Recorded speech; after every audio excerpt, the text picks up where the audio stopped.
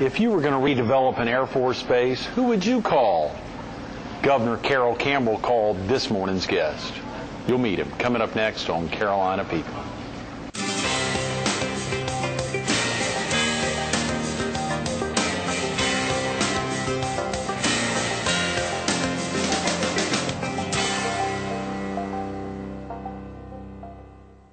Good morning. Welcome to Carolina People. This morning with the Holiday Inn West on the waterway. We're focused on the Myrtle Beach Air Base Redevelopment Authority, and we're visiting with its chairman, Harold Stowe. Good morning, Harold. Good morning, Greg. Nice to be with you. Thank you for coming in early on a Thursday morning. I hope you had a great Memorial Day. We really did, yes. The bikers seem to go very well. That's right. Yeah. That's right. Are you in the heat of it all? Do you live in the heart of Myrtle Beach? Or? No, I live down a little further south. So so you were away from a little bit of it anyway. Stayed a little bit south. That's right. Yeah. That's right. It's going to be a hot summer. A lot going on as we wrap up the month of May. It sure is. With all the news in the area, particularly around the air base these days. There's no telling what's going to happen any That's day. Exactly right. Holly McMillan was with us yesterday, pumping up Sun Fun, which starts, of course, today. Right. Running as she promoted all summer long. And tomorrow we've got a fascinating guest. I want to pump it up for a second so that viewers will take the time to tune in tomorrow on a Friday morning. Kyle Maynard, who's a congenital amputee, was born with no arms and no legs. Very interesting guest, 21-year-old who actually drives. He types 50 words a minute. That's remarkable. Obviously has no trouble eating, and it'd be very interesting to see what he's like tomorrow. Sure will. I'll have to look Tune at in that. tomorrow morning at 7. That's right. If you can get up this early to get here this morning. Are you originally from the area, Harold? No, I'm from the Charlotte area, actually. Okay. And lived up there until 1990. I moved down Is to that this area. right? 1990. You're a Tar Heel native that's just been here a little less than 2 decades. That's right. You moved straight down to Myrtle Beach? I spent 10 years in Fort Mill, and then moved to Conway, actually, and lived in Conway till about 3 or 4 years ago, and then moved down further south at Litchfield. At Litchfield, that's great. Well, of course, Oree and Georgetown County, a lot going on in the two counties. What prompted the move from Fort Mill down to Conway? Well, a job. I had been working for a family up in Lancaster County, South Carolina. The Springs Industries? Close family. Sure. That's right. And moved down here after getting recruited to go to work for another family-controlled business. Good. It was named Canal Industries, and the local family was named Wall. Very important family in particularly the western part of the county. Absolutely. And it was a real... it was great for me to work for such a good family. A wonderful experience working for family business. And, of course, Wall ties into your current activities, I believe. That's right. That made a nice transition to the Coastal Carolina and the Wall School. Of course, the Wall School. We'll talk about that in a second. But the excitement for working, of course, we've got so many tremendous family businesses in this area. Right. When we think about, and there's a plethora of those names, and a lot of them are tied to Coastal Carolina University. Yeah. A lot of different families. Thank goodness for Coastal Carolina, because we sure benefited from the interest of so many families in this area. And if I'm successful with some of my work, we'll have some more connected with us. Coastal has really grown over the last 5+ decades. It really has. Yeah. It's a great resource for the community, and I think can provide some real leadership in the future. Right. Dave DeCenzo, the new president, is kind of the guy I'm filling in for. He was the dean of the Wall College. Okay. And progressed very rapidly to the presidency. Yes, he did. A very exciting move there. And we're all reading about it, excited that he's just taken over and already planning some great things. There's a lot of opportunity there. Yeah. We're excited to get him on the show soon to promote that. And, of course, recently had the director of the MBA program, John Locke. Yeah, John, we were very fortunate to bring John in just 6 months ago. Oh, yeah, right. First of the year. He had over a decade of experience running some important programs at Mississippi State, of course, a much bigger institution than Coastal, at least for the time being. Right. And he's really doing a good job building up our new Master's in Business Administration program. Absolutely. we're getting some great demand for. And he talked about that. I was fascinated to see both locally as well as regionally and nationally, to see the excitement that I suspect probably even internationally. With his ties on the international arena, probably a good way for him to tap some of those old connections. And today you've got to have that international element in business education because we compete so globally, even in this area. Oh, yeah. I think I saw you'd gotten an MBA, which is very exciting.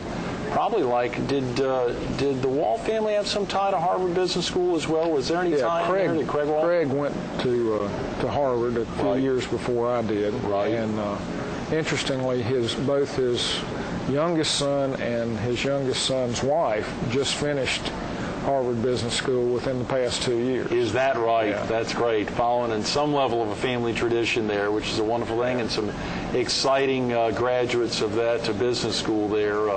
Aside from yourself, obviously, a lot that's happened up in Cambridge. Since you were there. But now we can't admit too often that we went to a place like Harvard when we were around here. Well, that's right. Quiet time. Yeah, you could admit Washington Lee, but not Harvard. That's right. Yeah. That's a good point. Well, I won't let it out. It's 7 a.m. It's Thursday. We probably no one's watching. Of course, the real excitement is the opportunity to highlight the Myrtle Beach Air Base Redevelopment Authority and to think of all of what's happened. What originally sparked your interest, or how did you get involved? How did you become chairman? Well, I'm not really sure I knew what I was getting into back in those early days, but it was not too long after I came to the area that the air base closed, and the city was struggling with a redevelopment authority that wasn't really official. Right. And it was clear that it was a great opportunity for the area. Right. If we could really make something out of what the Air Force left behind. Oh, yeah. So I kind of threw my name in the hat. I hadn't gotten too involved in community work, having fairly recently come to the area. Yeah, sure. So I kind of threw my name in the hat, and Craig Wall had some nice contacts with our governor and so on. So somehow I ended up getting to be appointed. It was Carol Campbell who'd appointed you originally, is that right? That's exactly right. And so the governor appointed, under the way the thing was set up, the governor appointed the chairman. Okay. The first chairman. Right. And that was the governor's only appointment. And so I ended up in that role, and we've had such good longevity with board composition, right? And evidently everybody thought that the way it was operating was okay. So we've never really had a discussion about who else would be the chairman, and just sort of carried along with that. Sure. We've tried to stay out of politics, both internally and externally, to the degree we can, and that, in hindsight, that's worked out quite well. And you pointed out before we started filming that 3 are appointed at the state level, 2 by the legislature, 1 by the governor, 3 by the county, and 3 by the city of Myrtle Beach. Exactly. And I think you also mentioned a guest that we're going to have on next week, General Bob Reed, and also George Graham, attorney there in Conway, have remained on. So there's been a representation both from the state side, the county side, and the city side from the beginning. Out very well. That's wonderful. And Bob was even on, the city actually appointed the authority that was in place before the law was passed that set up the redevelopment authority. And Bob was on that group even, so he's really been involved, and I think was on the base as an Air Force officer at one point in time. Now, is this something that's commonly done throughout the country, or is it was Myrtle Beach new, or setting up a redevelopment authority? It sort of happened differently in different parts of the country. We had 2 bases in South Carolina that were closed. The base in Charleston and Myrtle Beach in that round of base closures. And interestingly, and this probably isn't a surprise, the county and the city couldn't get along very well over exactly who was going to be in charge, and the state was also in that sort of in that pile as well. So the legislature actually crafted a special bill that set up the Myrtle Beach Air Base Redevelopment Authority is actually a state agency. So the law provided for that agency, told how the members would get appointed, right. and it was actually a different agency focused on any base that ended up being closed. So there were two in that round. So there was another basically duplicate of our governance structure in the Charleston situation. So whether or not the city and the county could have worked well together in Charleston, it doesn't really matter. I mean, they were still set up under the same premise, so there'd still be that same kind of breakup. That's wonderful. At the time, there were some hurt feelings in the county and the city because they felt like some control had been taken away, but nobody was making very much progress arguing about it, so it's really worked out quite well. The entire air base is now part of, or the former air base is now part of. Well, interestingly, the base was about 4,000 acres, roughly, but something like 1,100 of those acres was actually owned by the Forestry Commission.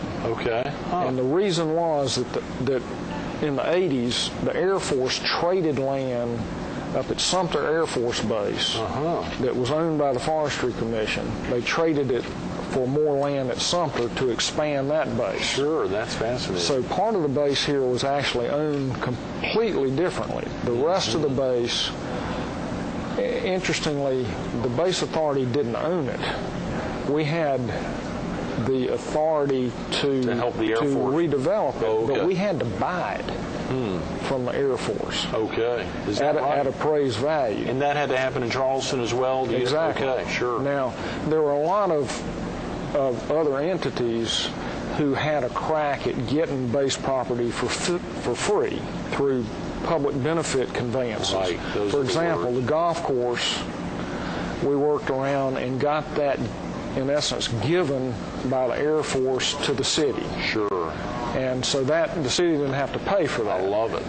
Now, the housing, we had to buy that from the Air Force. The rezone authority bought it and then sold it. We actually bought it. Now, the real story of that is when the state passed the law to set up the authority, the one thing they didn't do was appropriate any money to fund us. So we had to come up with some interesting... It's great you had a banking background there, Harold. Yeah. Some interesting strategies to actually develop the funding to, number one, buy the land away from the Air Force, and then put all the infrastructure in place. So it... we only have 15 more minutes to talk, because I bet even just getting the 800 homes out on the former air base, finding something that David Douglas, a crew could actually come together, however that was interesting part of that's kind of an interesting story. I think the purchase price of the housing was something like $5.5 million. It was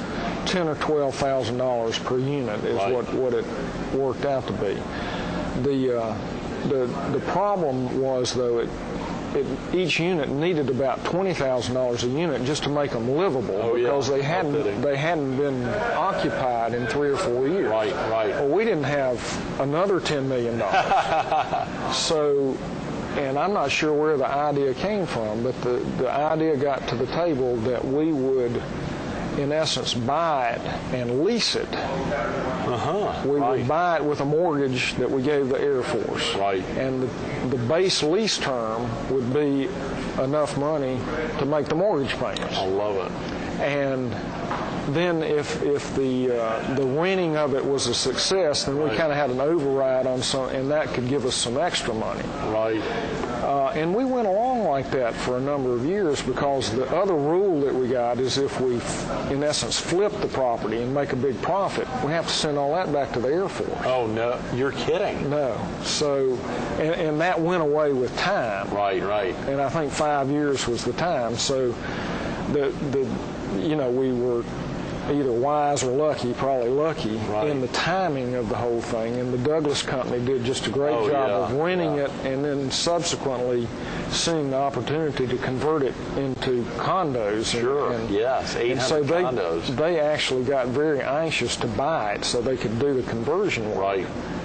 And so we then were able to, in essence, put it out for bid at a much different value After that level. 5 years passed, And that really gave us the equity that we needed to do so much of this infrastructure. Oh, yeah. Well, that is great. I don't think I knew that. So, yeah, so the housing money really has helped.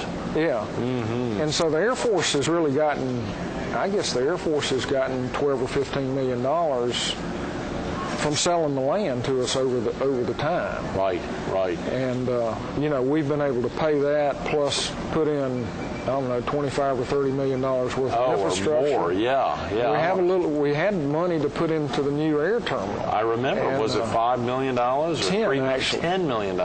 And so we've got to figure out. We're still wondering what's going to happen there because we've got the nice job of dealing with that. What you're going to do with that $10 million. Well, speaking of that, we got about 10 minutes. And, when you think about that, of course, the excitement for y'all and for you and George Graham and General Reed, as well as now Buddy Stiers came on board not long after y'all joined. I think Buddy joined us in about 95. Okay, which was very fortunate because with any nonprofit board, you need a good full-time manager, and the worst thing that can happen to you is to lose that manager. Right.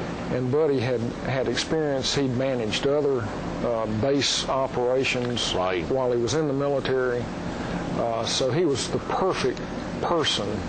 We were doing a search, I remember, and Clay Britton called me up and said, "Harold, you've just got to talk to Buddy Stiers." And we were about to decide to hire another fella. Is that right? So I think so much of what Clay says that I decided I'd talk to Buddy, and it turned out he was the ideal candidate. Yes. And so he's made the job of the board. Right, being a board member much easier. Yes. He and the whole crew there, whether Sandra and Fred and, of course, Bill Hicks and Betty Ballou and even Julie Dussault formerly. Hope I'm not leaving anyone out. They had such a tremendous crew there. They've done a great job. All of them continuing that, knowing that over time they were working themselves out of a job. Now, you all obviously as volunteer board members, or even if there's something else in addition, but still, you all knowing that like any board service, it'll end. But those folks working themselves out of a job, that was a tough way to start. End to end. It was, and we worked pretty hard on, compensation packages to take some of the risk out of that. But, we got accused a lot that we were just trying to stay in business forever. But, that has never been the idea of the board. We focused on that idea of rebuilding the tax base, and particularly rebuilding the employment base. That was what the area really lost when the Air Force shut down. And I guess with McCaffrey interest, we will finally see the realization of that. Well, the amazing thing about McCaffrey is that one of the things we started with in the base authority is really a plan and a vision that came out of the city's effort to do planning for the whole area. That said that what they really wanted was a mixed-use, sort of new urbanism downtown area for the future of Myrtle Beach. Well, frankly, I think most of the board thought that was nuts when we started. And the really remarkable thing to me is that's exactly what we're ending up with. After a lot of ups and downs and a lot of possible developers coming in there, we've somehow found McCaffrey.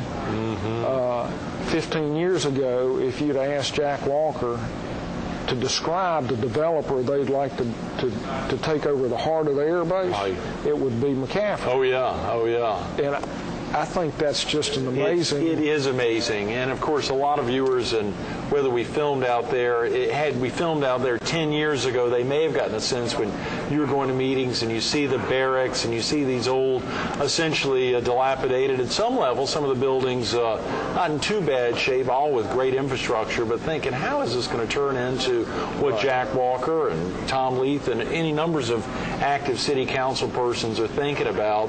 And fortunately, they kept that dream alive and obviously kept motivating y'all, and it's turned into just that. Katie and McCaffrey, the whole crew. It was really good to have that there, and we all on the board just kind of agreed that we would stick with that general plan. Otherwise, we could have gotten really confused. Do we bring this sort of person and put them in the middle of the base, and we avoided the risk of really jumbling up the use out there and making a mess out of it. It really gave us a direction for the infrastructure and all that. So Tommy Chestnut was with us on Memorial Day talking about the police training facility out there on Mustang, of course the Coastal Carolina Association of Realtors and Fortune Academy, Horry Georgetown Tech, the Red Cross. The expansion of tech out there has just been incredible and magnificent. And, of course, all the 800 now condos, the former Air Base housing, and to see what Robert O'Neill and Lennar and some others will be doing, and what y'all will eventually do, whether the $10 million goes into the airport, if it happens on that side of the runway, or if y'all have to figure out a way to spread that wealth around the... have you all even contemplated, or you're just going to wait and see what happens? Well, we're still hopeful the city and the county can get together. Yes. And whether it's used on the east side or the west side, the money that came out of the base under the law and under the spirit of things really was supposed to go back into the base. Sure. So we would like to have that use for it. Buddy always talks about the extension of Harrelson Boulevard. That's right on the border of the base, right there on the outskirts, I guess. That may or may not, of course, he's executive director of all the board, but or you're one of the 9 members of the board, but surely that's I guess a dream of some right there on the heart of the base. I think that's probably on hold right now because if you redevelop the old terminal, then that road probably needs a different configuration. That's right. That's something that probably is not going to move anytime soon. That's a good point. That's a good point. Of course, as you talked about the public benefit conveyance, that land right in front of AVX over near J. Edwards, the fire facility, training facility, so beautiful. There's a lot of wetlands in there. But there's also another 20 or 30 acres in there that the airport does own that could be an economic development site if we get lucky. So there's some more that can happen on some of that property. We did not highlight, we've just got a couple of minutes, Harold, that you're the acting dean of the Wall College of Business there at Coastal Carolina University. You've got another month in that position, I guess.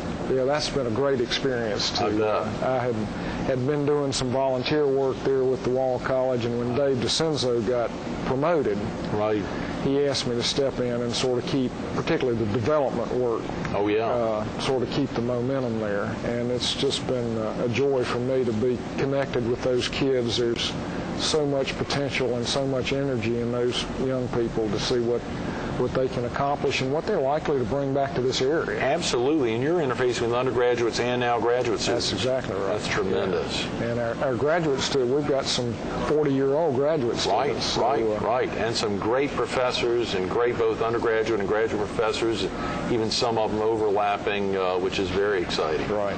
Occasionally they'll let me in a classroom, so that's a lot of fun as well. Anything in particular that you love trying to get across to students, something that you found that they're starting to really grip and take on? I think my best lesson for them is to not get too impatient about deciding what they're going to do with their lives, because they've got time. Just try hard at everything and enjoy the experience, and don't worry too much about where it goes. That's great. You've got family in the area, Harold? Well, just a wife now. My kids are pretty much flown the coop, and so. Where are they? Are they? Well, I have a son and a daughter in the Charleston area. Oh, good. The daughter's about to finish her residency in internal medicine at MUSC, and then I have a son and a daughter-in-law. My only chance at grandchildren at this point just yet, are up in Richmond. Good. So they're spread in a tri-state area. Away. Close at hand. Close at hand. Right. Well, that's very exciting. Thank you again, and you give me some good fodder for General Reed. Next week, it'll make the interview much easier. Thanks for being with us this morning. Thank you, Greg. Nice to be here. Stay tuned to more Harold Stowe coming up next. Think of these 3 key words: public benefit conveyance. Public benefit conveyance.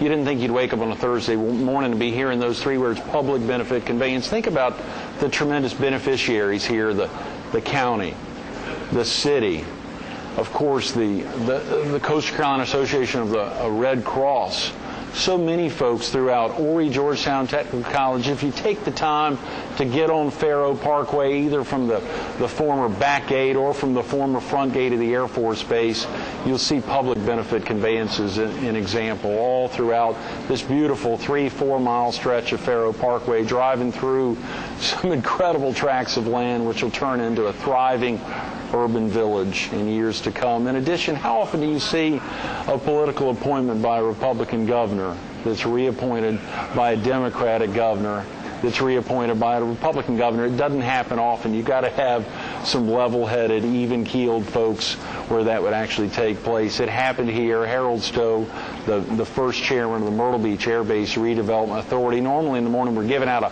phone number to call. There's no phone numbers to call here.